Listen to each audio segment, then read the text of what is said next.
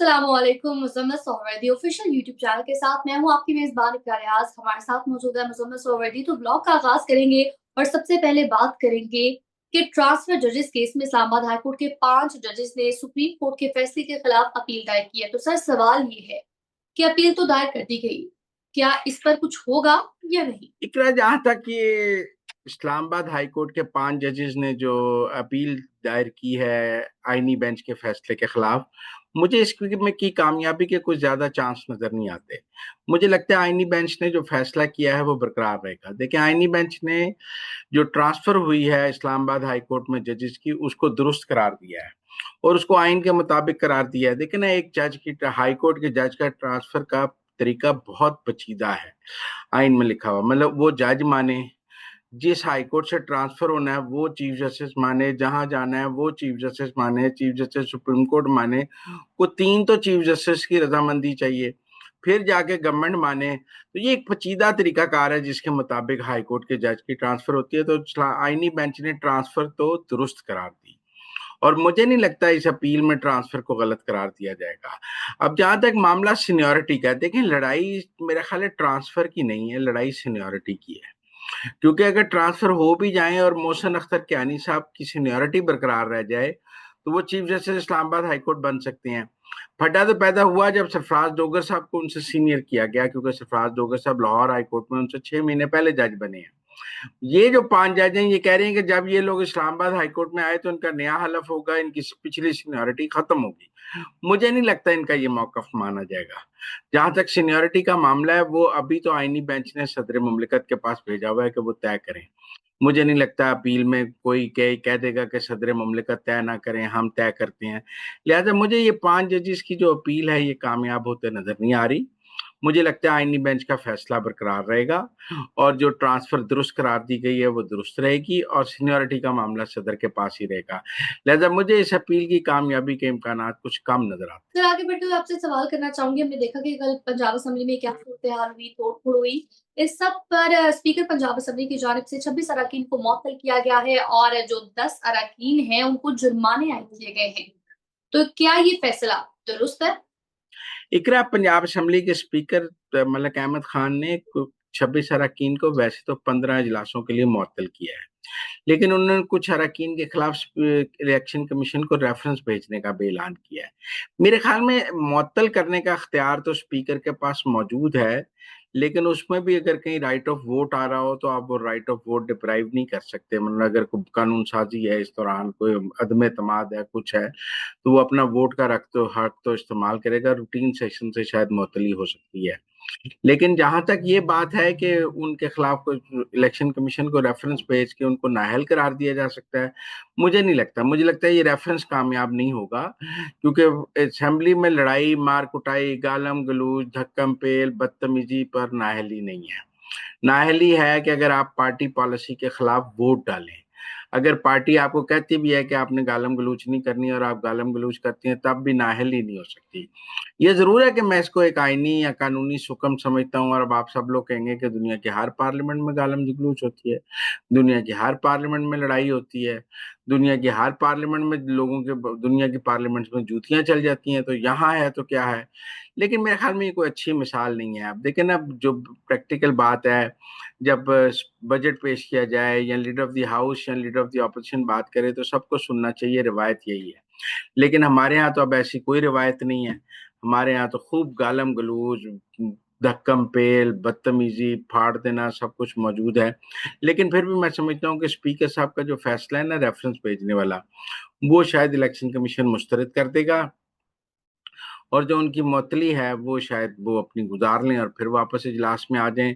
और अगर वो भी हाई कोर्ट में जाकर चैलेंज की गई कि जी बड़ा कोई अहम काम है और इस दिन इनको वोट डालने की इजाजत दी जाए, तो वो वोट डालने की इजाजत मिल जाएगी। लेकिन ये कोई पहली दफा थोड़ी हुआ है। पर जब पीटीआई की हुकूमत थी तो स्पीकर थे सप्तान खान, उन्होंने मुस्लिम लीग नून के 18 लोगों को मुअत्तल कर दिया था।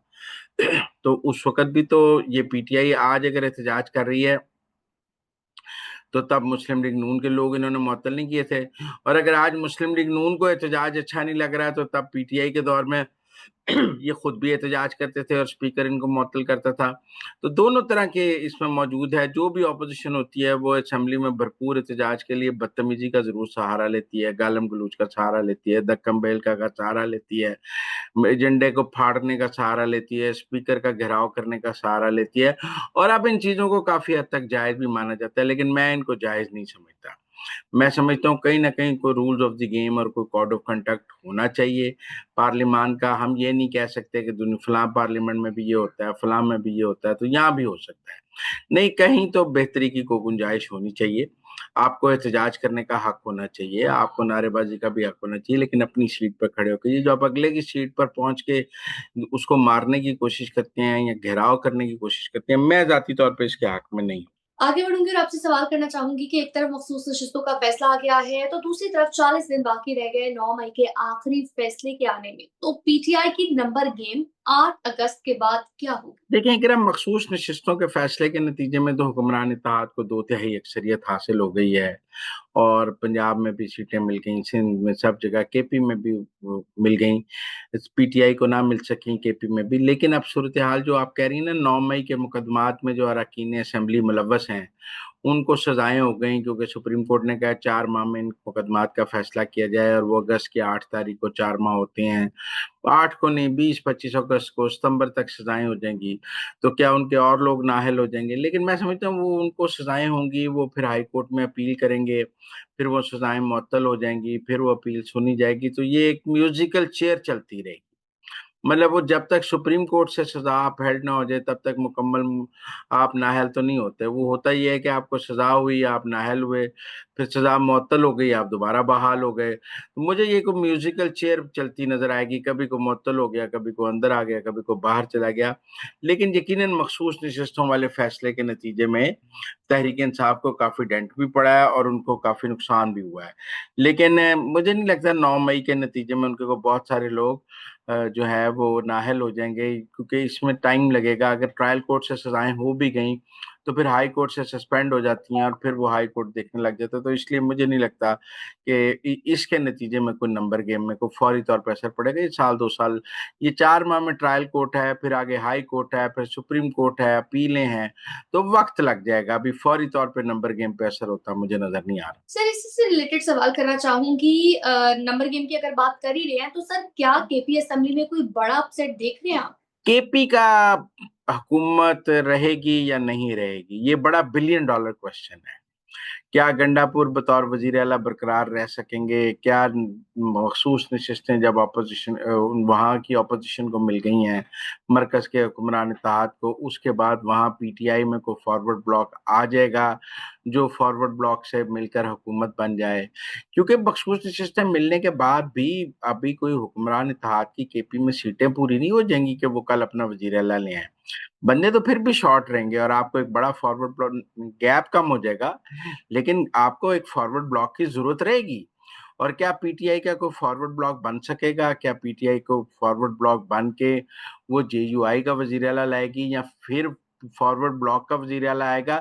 کیونکہ آپ دیکھیں نا, گلگت میں اگر آپ نے پی ٹی آئی کا وزیر اعلیٰ ہٹایا ہے تو پی ٹی آئی کا وزیر اعلیٰ آیا ہے.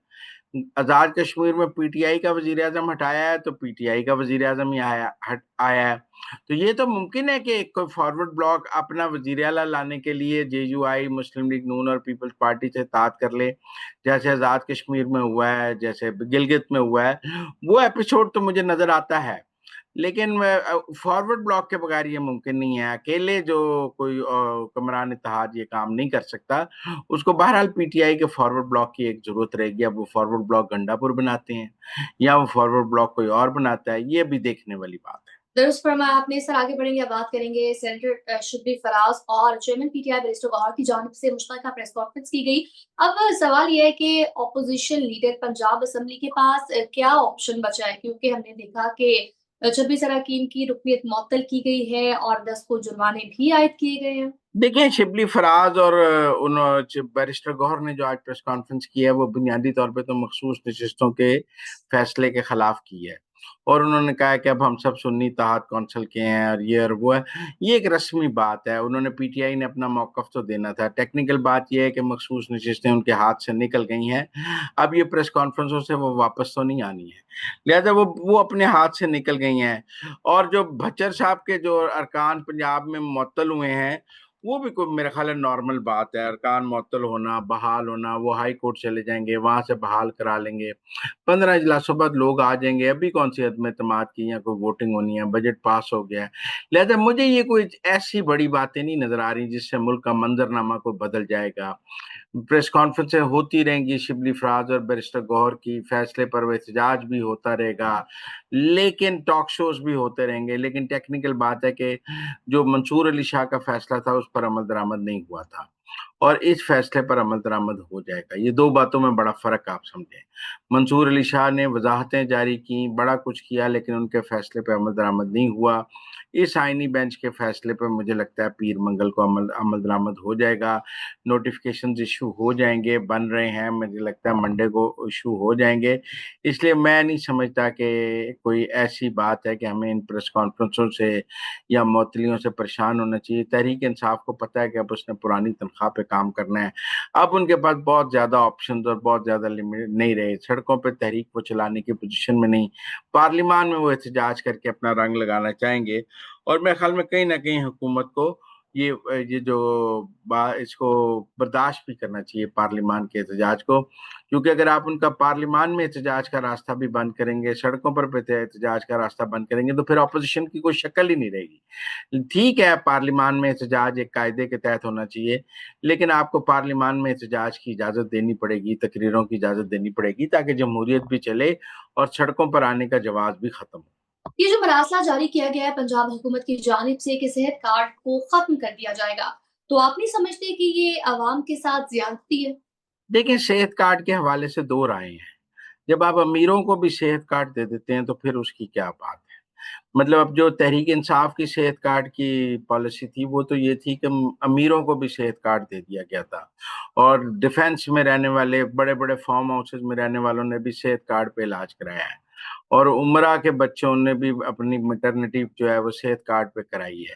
تو یہ تو صحیح بات نہیں تھی. میں نہیں سمجھتا کہ صحت کارڈ کا کوئی امیر حقدار ہے. صحت کارڈ کا میں نہیں صحت کارڈ کا حقدار.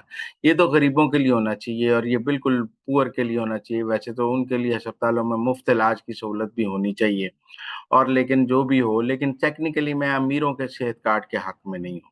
یہ جو آپ کہتے ہیں نا میں نے ساری عوام کو صحت کارڈ دے دیا, یہ غلط ہے. جو ڈیزرو نہیں کرتے ان کو نہیں دیا جانا چاہیے, جو ڈیزرو کرتے ہیں ان کو دینا چاہیے. لیکن میں مکمل طور پہ صحت کارڈ کے بھی خلاف نہیں ہوں. میں سمجھتا ہوں جو غریب لوگ ہیں, جو اپنا علاج افورڈ نہیں کرتے, ان کو کہیں نہ کہیں مفت صحت کی سہولت حاصل ہونی چاہیے, ہسپتالوں میں کسی طرح بھی.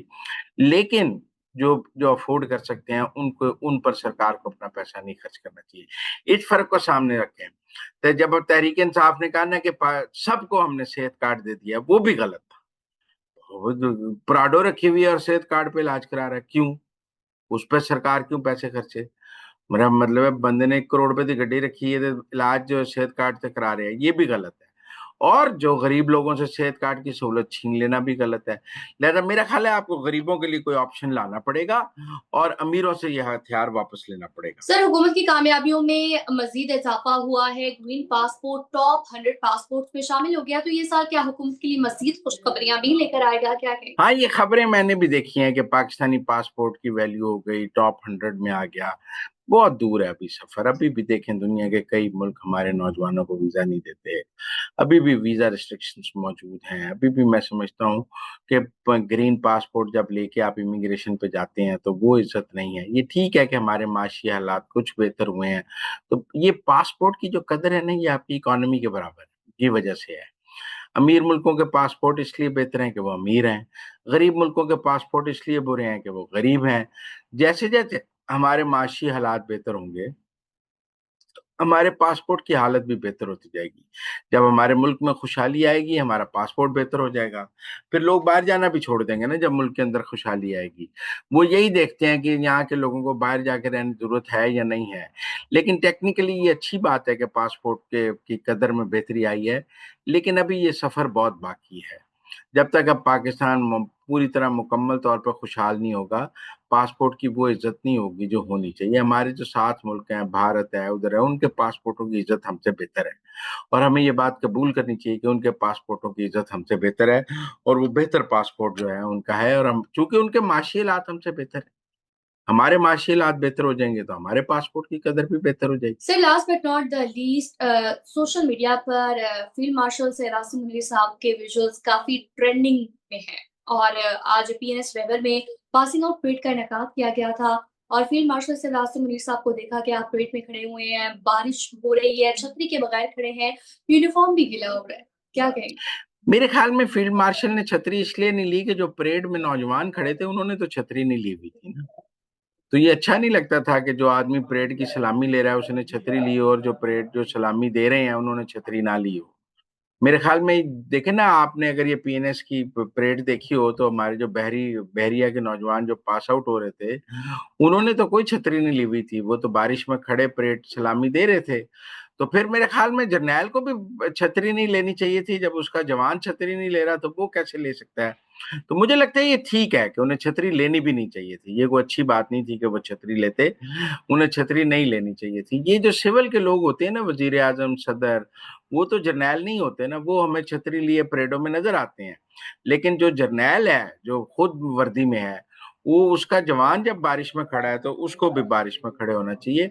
मेरे ख्याल में फील्ड मार्शल ने ठीक किया है, उन छतरी लेना उनका बनता भी नहीं था। तो नाज़रीन अब तक के लिए इतना ही। आप देखते रहिए Muzammil Suhrawardy official YouTube channel. Channel को लाइक, शेयर, सब्सक्राइब करना ना भूलिएगा और हाँ, बेल आइकन जरूर प्रेस करें।